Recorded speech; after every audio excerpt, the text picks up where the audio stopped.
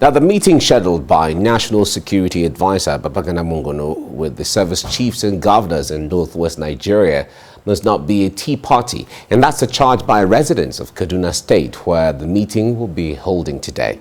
They want security challenges in the region and the nation at large to be addressed head-on. It's the first time the new service chiefs will be meeting with the governors in Kaduna since their appointment. And many say the meeting is timely, but they hope decisions made will bring a lasting solution to the security challenges there. So right now, that's what we'll be talking about. And I have with me in the studio one of our regular analysts, public affairs analyst, Bola Oba, here in the studio to help us make sense of what is going on and what all of these signify or symbolize, as the case may be. Bola Oba, good morning. Always a pleasure to be here. Good to see you. Thank you for the privilege. Great. Now, some persons have commented that the town hall that is scheduled to hold starting across the country, starting from Kaduna State today, seem to be coming a little late after so many calls have been made to the president or to the government to, one, declare state of emergency and security, the call for state police, different rejigging of the security architecture. These were all different comments that were made before from Nigerians in the past. But do you see this as government being proactive right now when it comes to the new strategies on getting people involved in security? When I first heard about it or read about it, the skeptic in me just took refuge in a common jingle that is very popular on social media now. Lori Iro, the meaning that this is another exercise in delusion. Why is that though? The gentleman who is leading the party has 27 ministries, departments, and agencies practically and technically under him because he is the National Security Advisor to the President. These agencies take their lives from the ground norm, constitution, and plethora of statutes. So 27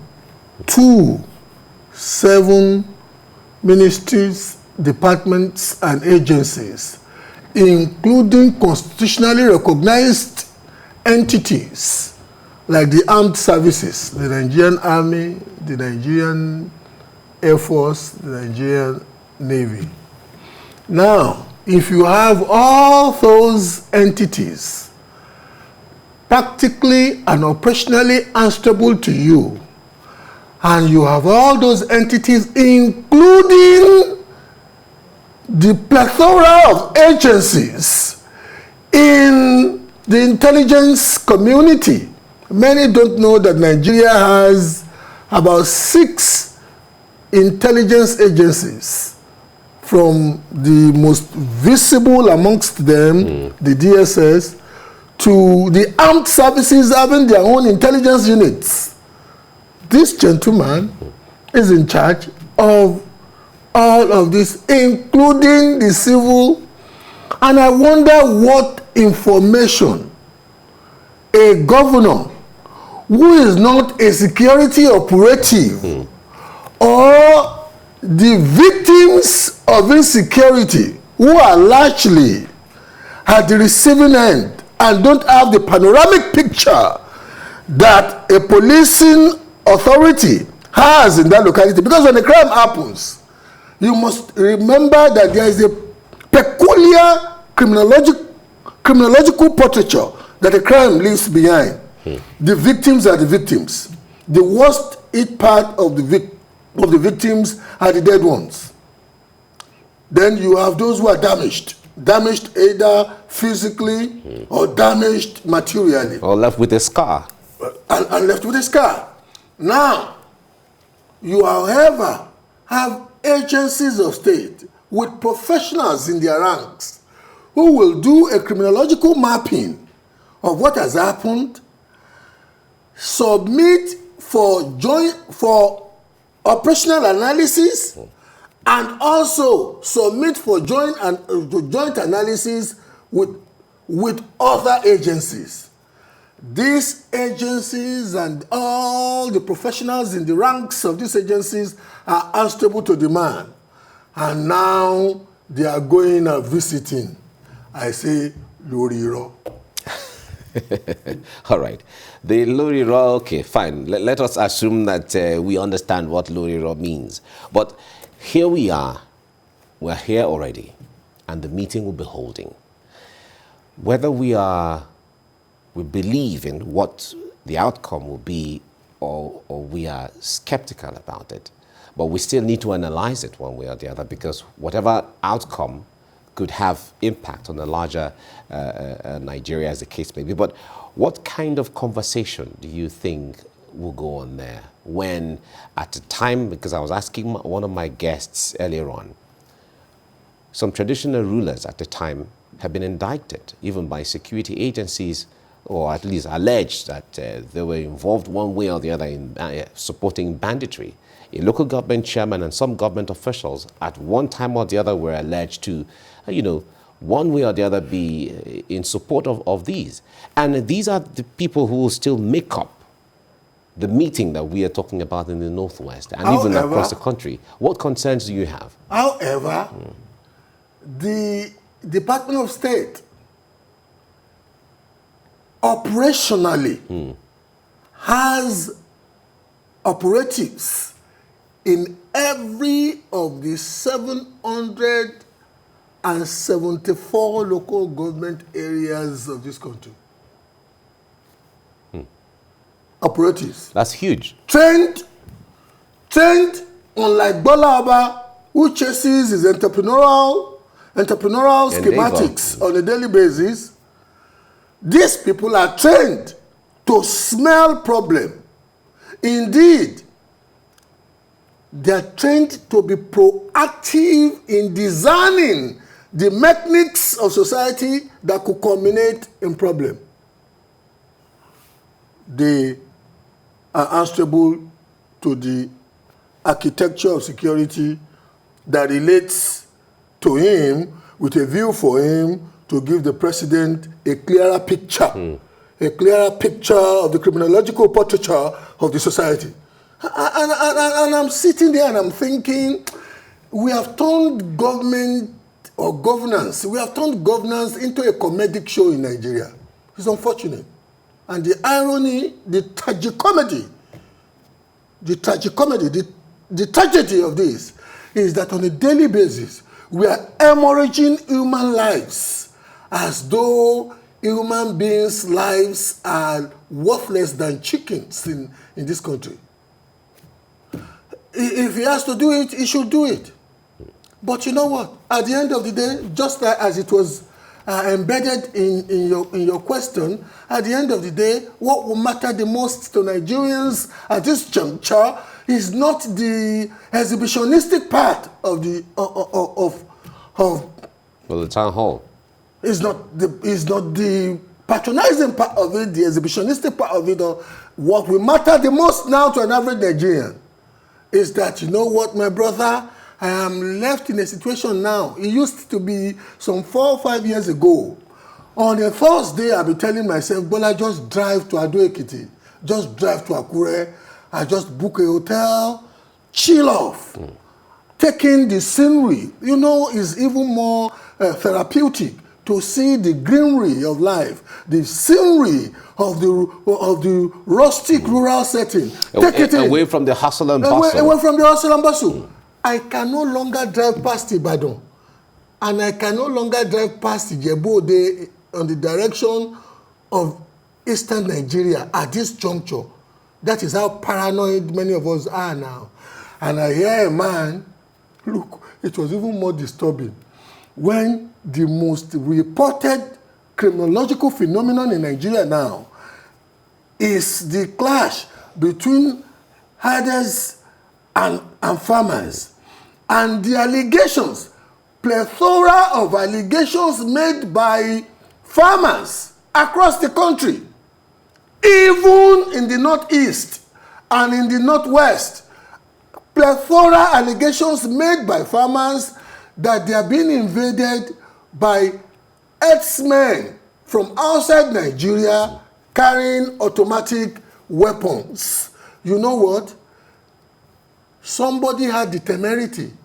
The spokesperson, one Sunday James, spokesperson of the Nigerian Immigration Service, that the Controller General of the National Immigration Service did a tour of Adamawa, and that it went stretch of about 50-something kilometers, did not see a single ass man with a gun. So the rest of Nigerians are lying. And you wonder, what do these stores turn out to give to society?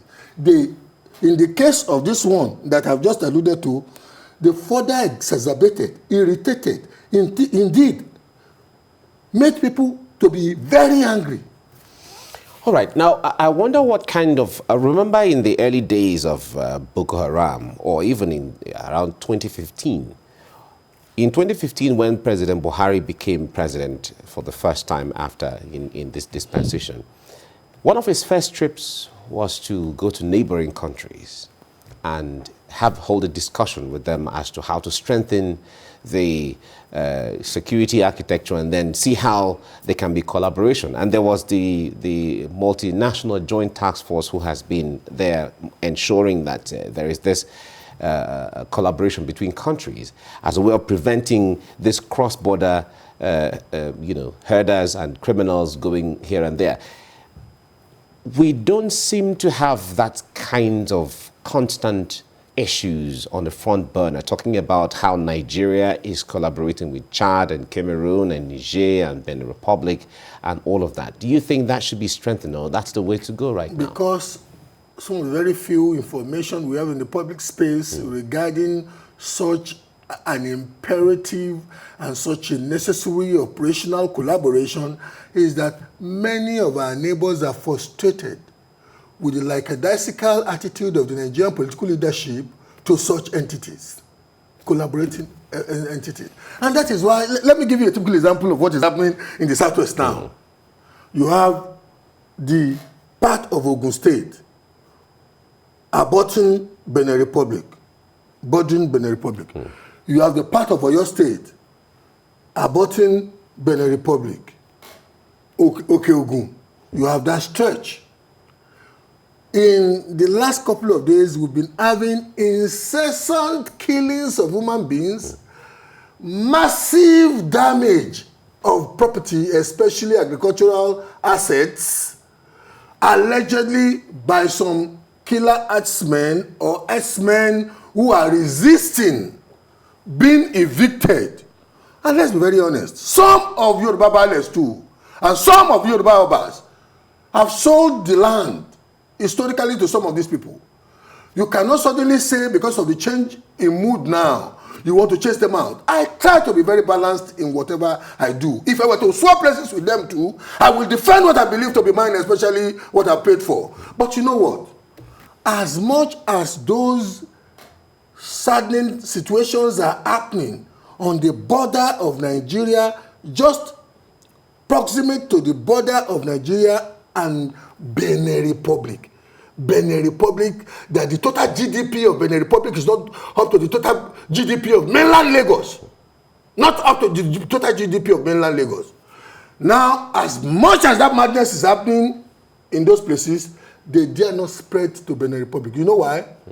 Because those herders, especially those who are migrating downward, looking for survival from discombobulating or disintegrating parts of the Sahel, Niger,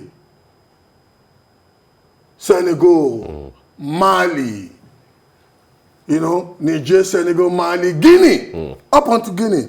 Those who are coming down, countries relatively smaller, with relatively smaller armed services, Benin Republic, Ghana, have made them to realize that their borders and their territories are not going to be succor locations for them.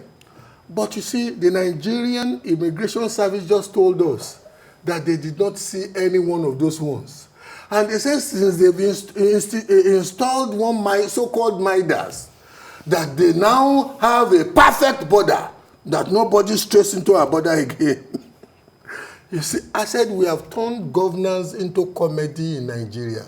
The irony, my brother, is that in the Southwest, we still have a semblance, irrespective of the paranoia and the perception of insecurity that is at large out there, and the paranoia as a result of the kidnappings or whatever, we still have a relatively functioning economy relative to even the Northwest, where the president is from. And look at what has happened in the Northeast. And look at the situation of life in the North Central. And look at the insecurity as pronounced in the South-South and the Southeast. Look, I sometimes empathize with people like the NSA and the new service chiefs and the chieftains. Why is that? You know why I empathize with them? Unfortunately, the president has done well enough to give an impression of himself as somewhat incompetent in the area of security. I am shocked because you know what? Look, I tell people that this is the first government ever since 1909 that the colonialists built the railway line from Lagos to the hinterland of Nigeria. This is the government that has delivered the longest rail stretches in the history of Nigeria. Can anybody who has the fear of God say this government has not tried well enough in the area of creating a welfare state? A seemingly welfare state that will capture those who are likely going to fall. And even efforts to make sure that the youths are entrepreneurially skills empowered and entrepreneurially empowered.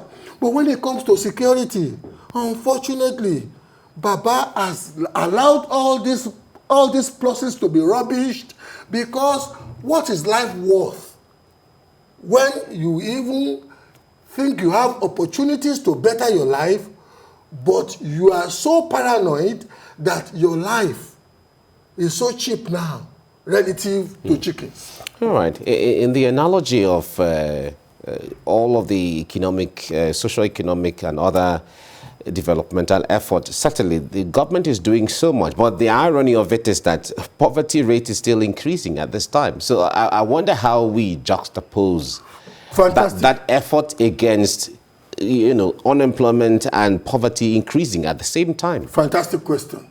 Fantastic question, and let me go about it this way. Right. You see, because a human society is a very complex organism. The human society is a very complex organism. Are you married? Of course, I am. I know you have some. Married with children. I know you have some on-air wives. They have even been denying you of your on-air wives now. I have only one wife. The spirit of separation. In fact, we must have a new studio to be so that you can accommodate your wives that you change every morning. But having said that, the human society is a very complex entity. You are like a man. It took me so long to understand it. You took your wife for dinner yesterday. It was Valentine. You forgot this morning to call and say, baby, I love you. You forgot this afternoon to say, baby, I love you. When you get home this evening, you will see a bit of attitude. When you ask her, what has happened? Didn't you remember to call me? You couldn't call me in this thing. But yesterday, baby, I took you out. I spent fortune. This thing is, what have you done for me lately? Not what you've done before. When you are running a society, you can put so many dynamics for positivism there, but when those things don't square. Look, we have a government. I say this, and people sometimes still lambaste me for it. I generally want to believe that President Muhammadu Buhari is a compassionate leader who feels that poverty should be addressed strategically. But you know what?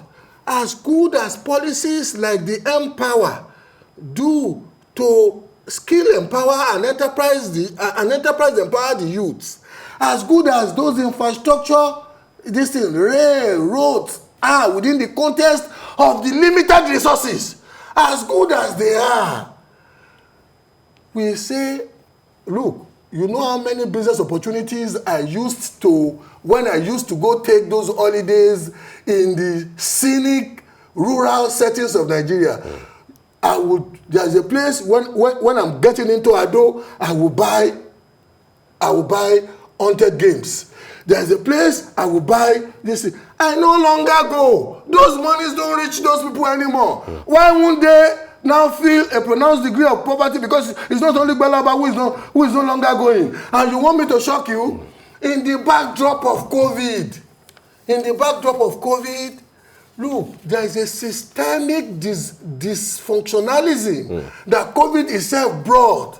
And those who are the hard end of getting the punches are not the people like Balaba. My face is still looking smooth. Yours is still looking smooth. You are wearing dapper suit. I'm still doing my this thing. But there are some whose lives have been so messed up now. Right. That's very true. Well, however, the Constitution has given the responsibility to government to provide for all of those. So we look forward to something changing in that regard. And when those basic, there's a sense of failure that goes at large. All right. Sad enough. Well, we have to leave it here now. Thank you so much, Balaba, for your time on the Always program. a pleasure. Thank you. To share your setting. I just pray we create a scenario that can bring your wives that you change every morning. No problem. I'm an African man, you know. I didn't say anything. Madam, I didn't encourage nothing. All right, just kidding. All right, this is where we come to the end of today's edition of the program. We thank you for spending your morning with us, and know that the reaction of our guests are their views and have no connection with TVC News. We thank you, and don't forget that COVID-19. No, certainly, you are our guest, and you brought out your opinion, and we respect it. Thank you very much.